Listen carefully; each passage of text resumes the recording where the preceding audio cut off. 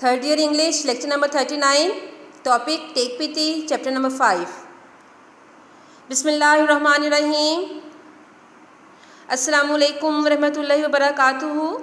How are you, 3rd class? I hope you will be fine with the blessings of Allah subhanahu wa ta'ala, and I pray to Allah to keep you safe and sound and give you a very sound health. Ameen. Dear students, I say welcome to all of you in my class, and in today's lecture we shall start your 5th short story, that is Take Pity, and this story has been written by Bernard Malamud. Dear students, Bernard Malamud, he was an American short story writer and you can say novelist. He wrote many famous novels, dear students, and he was born on 1914 and he died in 1986 in US. Okay, United States. Students, he was the writer of many books, okay, and like The Magic Barrel and Summer's Reading, Understanding Bernard Malamud. Dear students, actually the themes of his story, you can say, they are around the social problems of his day. Okay, he wrote about the social problems, mean to say the problems that are spreading in the society, okay, like rootlessness, infidelity, abuse, divorce and many more.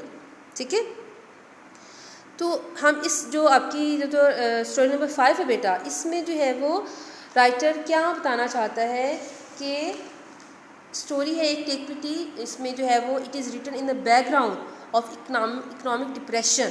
ठीक है, economic depression के background में ये लिखी गई है story, और इसमें जो है we see that the main character और the protagonist of the story is Eva. ठीक है, ईवा जो है शी माइग्रेटेड फ्रॉम समवेयर. ठीक है, किसी और जगह से आई है, तो उसमें जो है she is staying she faces a lot of problems. ठीक है, she is starving but she doesn't take help from anybody, mean to say कि she and her husband they came from some other country and they took refuge in I think America.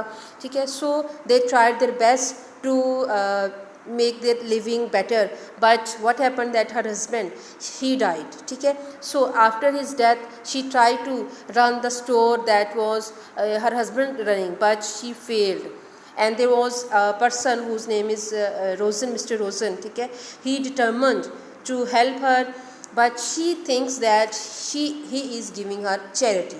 ठीक है, he is taking pity on her. That's why the chapter name is Take Pity. Take Pity में जैसे आप कहते हैं रहम खाना, ठीक है, या तरस खाना, तो ये इसका नेम है स्टोरी का. और जो है we can see that Eva she led a life of bitterness and suffering. ठीक है, because she has seen the darker side of life which is so ugly and horrible that it has made her a thorough pessimist. She is not of the view that she may see you can say brighter side of life. ठीक है, but she refuses all the help of Mr. Rosen that he tried to give her.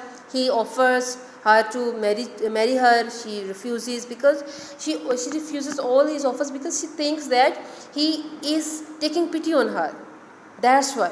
And she is you can say a self-centered woman, and she doesn't want to take any type of charity from anybody. But in the end she couldn't see her starving daughters. That's why she came back to Mr. Rosen, but he you can say led her away. उसको भगा देता है, उसको कहता है कि तुम यहाँ से चले जाओ. So this is the story that we shall read, and let's start our text. Davidoff the census taker. Okay बेटा, सेंसस टेकर जो है उसको हम किसको कहते हैं बेटा? Census taker is a person जो कि ये मर्दमशुमारी नहीं करते बेटा, जो सारे डाटा कलेक्ट करते हैं. आपने सुना होगा ना कि मर्दमशुमारी हो रही है. They collect the data of all the members of the family. ठीक है, कितने मेंबर्स हैं, और सारा बेटा उनके पास गवर्नमेंट की तरफ से होता है, और सारा जो है बेटा उनके पास रिकॉर्ड होता है. ठीक है, इस तरह से गवर्नमेंट जो है ना after 5 years there is a census. ठीक है, सेंस मर्दमशुमारी होती है. So Davidoff the census taker open the door without knocking, limped into the room and sat wearily down. ठीक है, ओके जी, हम क्या कहते हैं, डेविड जो है बेटा सेंसस टेकर है, मर्दमशुमारी करने वाला है, ठीक है। और ये दरवाज़ा खोलता है विदाउट नॉकिंग, बगैर नॉक किए, लिम्प्ड इनटू द रूम, ठीक है। Limped mean walk with difficulty, okay. Limp mean walk with difficulty, बड़ी मुश्किल से बेटा ही enter into the room and sat wearily down, और बड़ा परेशान होकर जो है वो बैठ जाता है। Out came his notebook and he was on the job. So out came his notebook mean to say he bring his notebook, या जहाँ पे उसने बेटा रखी होती है किसी ड्रॉर में या किसी जगह पे, so he take out his notebook and he was on the job. On the job mean he started his work. Rosen, the ex-coffee salesman, vestige, eyes despairing, sat motionless, cross-legged. बेटा there is another character that is Rosen. एक तो Davydov है, ठीक है, तो census taker है, एक रोजन है, ठीक है। ये वही रोजन है बेटा जिसके बारे में आपको बता रही थी, who tried to help Eva, ठीक है। So he was staring at Davidov and he was cross-legged, motionless, sat motionless, बिल्कुल खामोश बैठा था, cross-legged, जैसे टांग के ऊपर टांग चढ़ा के बैठते हैं, ठीक है।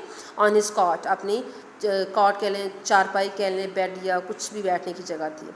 The square, clean but cold room, lit by a dim globe, was sparsely furnished. Sparsely mean in a dispersed manner, बड़े अजीब तरीके से, ठीक है बेटा।